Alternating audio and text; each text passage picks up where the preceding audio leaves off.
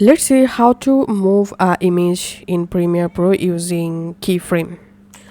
So here, this first clip is my solid color background and the second clip is my image, a PNG bike image. So after selecting the image clip that I want to move, go to Effect Controls, and here under Motion, you find Position.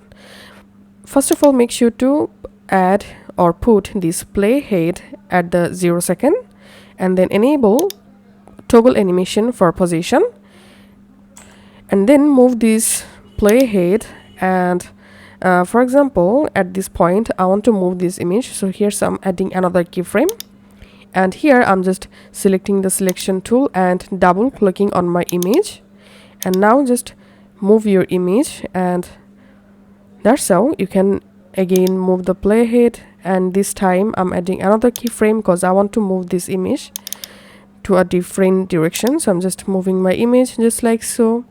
That's how you can go ahead and add multiple keyframe, and you can easily move your image.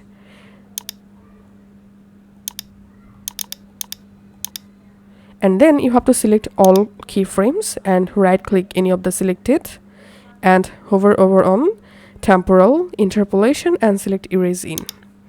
Now let's play our timeline, and as you can see my image is now moving.